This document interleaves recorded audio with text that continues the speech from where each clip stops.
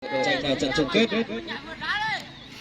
Đây nha mọi người. Người gồm có Thảo A Lầu mang số áo 24, A Thành số 04, A Phỏng số 49, A Tàng số 25, A Tâu số 11, A Phong số 30 và A Tám số 01. Đội hình dự bị gồm có A Banh, A Vang, A Chu. Đội hình Ta Ham gồm có A Sùng số 01, A Khai số 96, A Sinh 22, A Tùng 90, A Cớ 02, A Cử số 02, A Lồng số 10 và A Trầu số 12. Đội hình dự bị gồm có A Chớ số 100, A Dơ 21, A Dùng 09.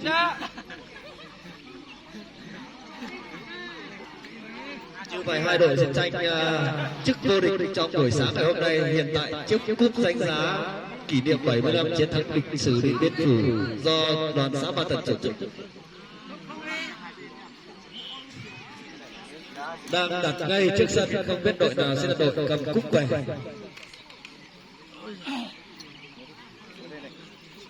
Tổ chức chúng tôi cũng đã tổng hợp số bàn thắng của các cầu thủ. Hiện tại Thảo A Lầu gốc bưởi đang ghi được 6 bàn, và A Sinh Ta Ham đang ghi nhiều hơn một bàn là 7 bàn. Một trong hai cầu thủ thi đấu trong trận hôm nay và ghi thêm được bàn thắng thì sẽ là cầu thủ xuất sắc nhất.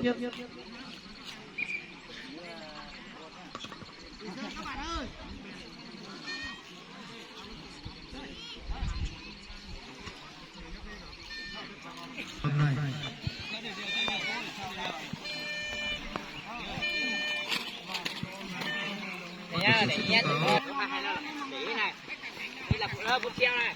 Đây, nó đi trước rồi này. Ôi,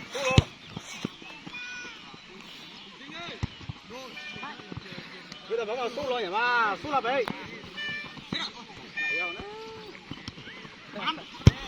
Vào. Cầu thủ ghi nhiều bàn thắng nhất, một cú sút từ phía sau rất mạnh của anh, và thủ môn đã giải phá thành công pha bóng của mình.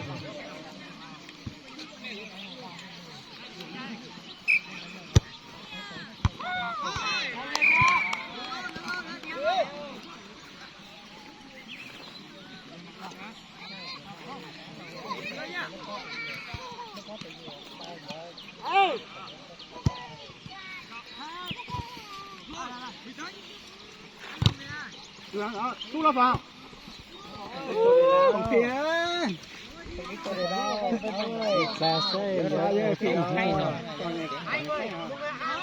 Sút là. Cầm bóng được.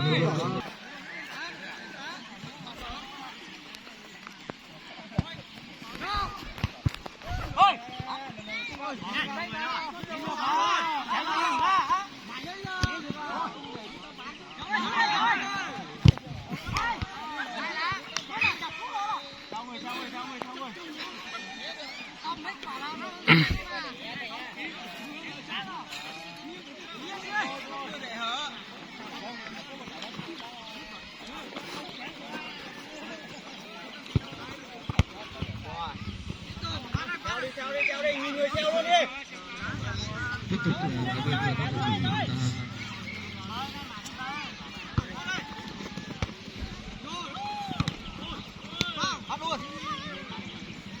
Bình tĩnh đã, để cua mình lên á.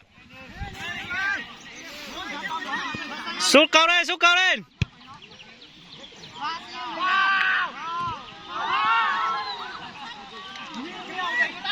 Như vậy thì đã rất xuất sắc trong pha bóng vừa rồi. Có vẻ như là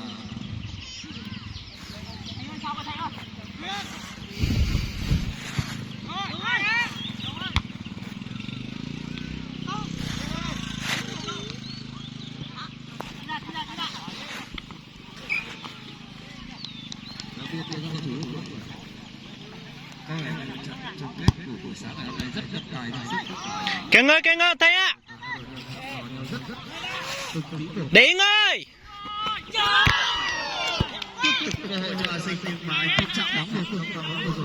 Đã bảo Kiên người mày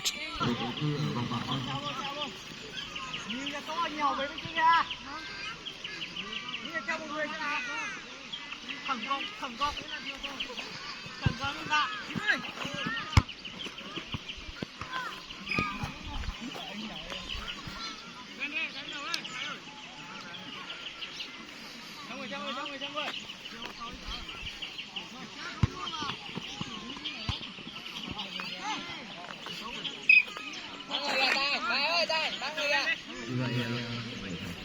Hiệp thi đấu thứ nhất trận chung kết thời gian đã trôi 5 phút, tỷ số hiện tại vẫn là 0-0 cho cả hai đội.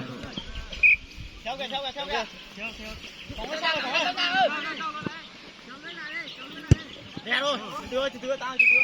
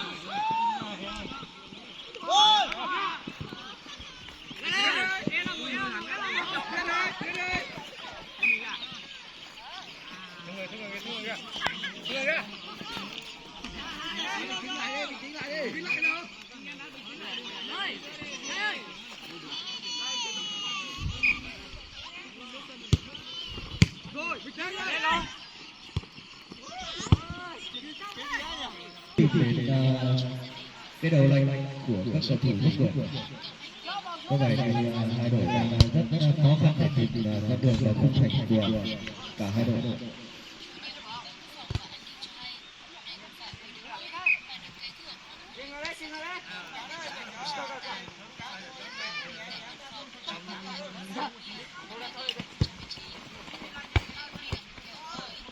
Ban tổ chức đề nghị trọng tài viên ở hai bên chúng ta dành các cổ động viên chúng ta lùi về sau một mét để cho vận động viên chúng ta cứu bóng sau dễ dàng.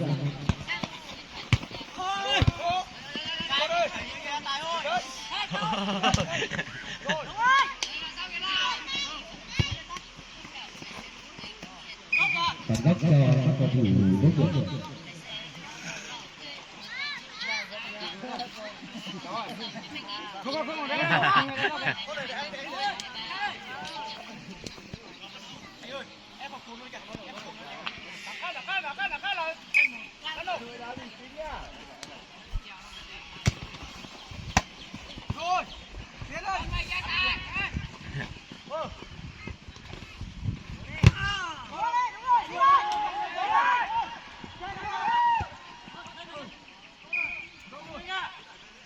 Đá viên cho các cầu thủ ta.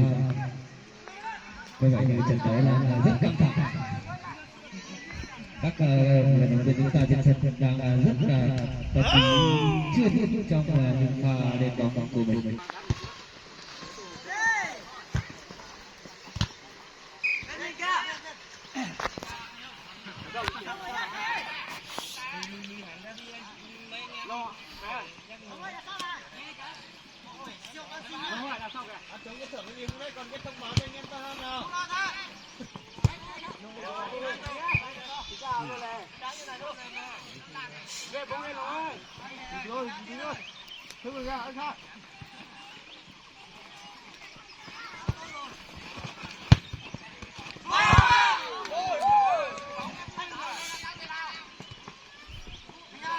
Kìa người nào.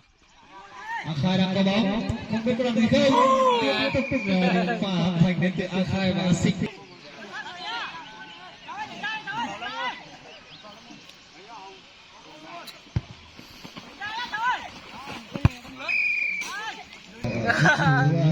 Tuổi 2 của trận đấu. Bóng Asik Sule.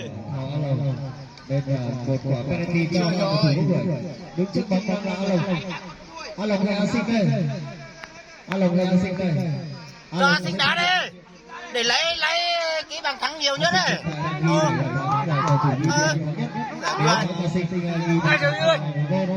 Sẽ là cầu thủ xuất sắc nhất trong mùa giải năm nay. Nhưng đang đứng trước bóng là A Lộc.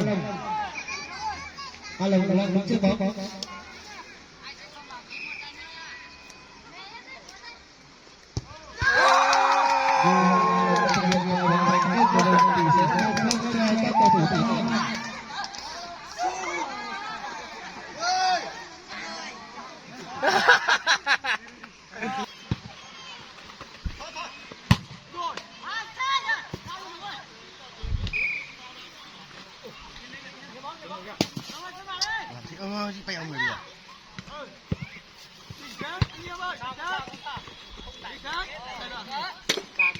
Lá biên cho các cầu thủ.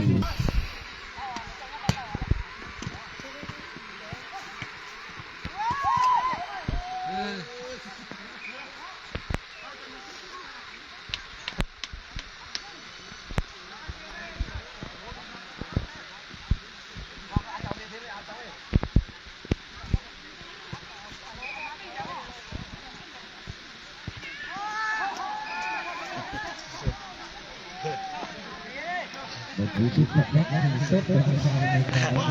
Khai cầu hùng vậy. Và các bạn cho các cầu thủ rất được.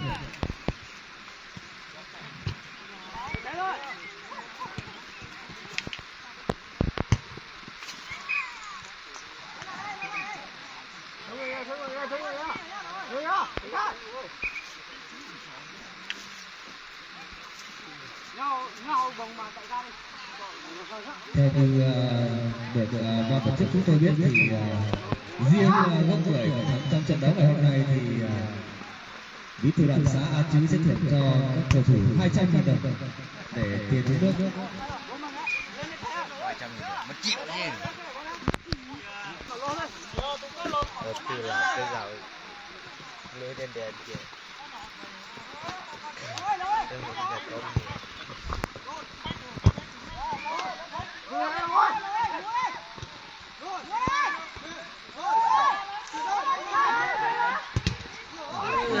Bắt sao bên này ra chân trái xem nào.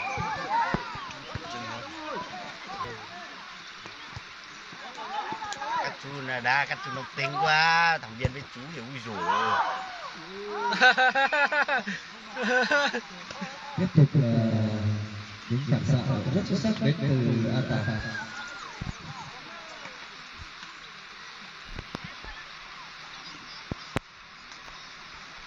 Các bác vào làm huấn luyện viên à?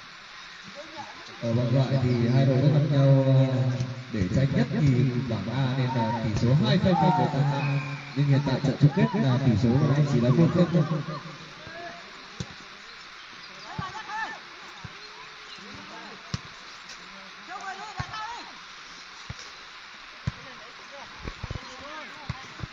Thôi, về hai người ở đây thôi. Bởi này cũng đã được, nhưng mà có bởi này là không hay được bóng nhỉ. Bóng sang trước được. Nó không hay truyền được bóng.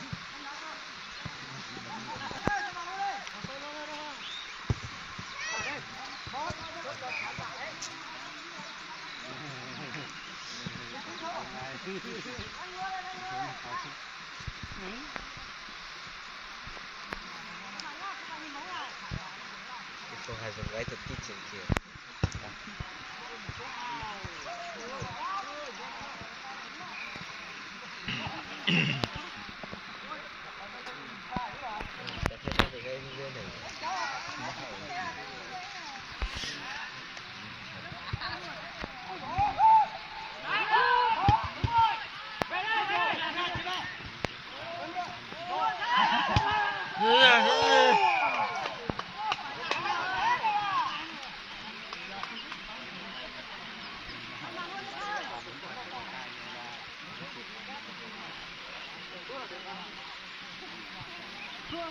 Hơi nhiều đấy. Rồi. Được rồi. Vậy.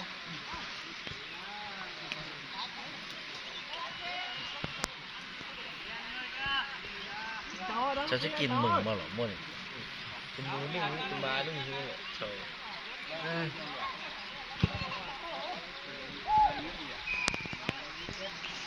Từ trước cũng nó mình sẽ chứ mình chạy.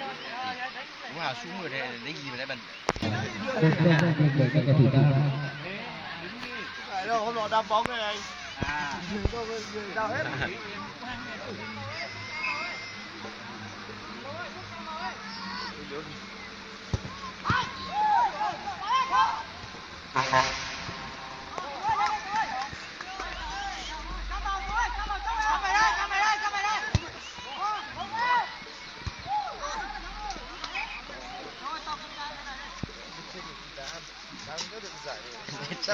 Không được giải mới phải đá chứ. Ai đá lúc nào cũng mong chỉ được giải thôi làm sao mà được. Anh đã bỏ lỡ 2 cơ hội rồi.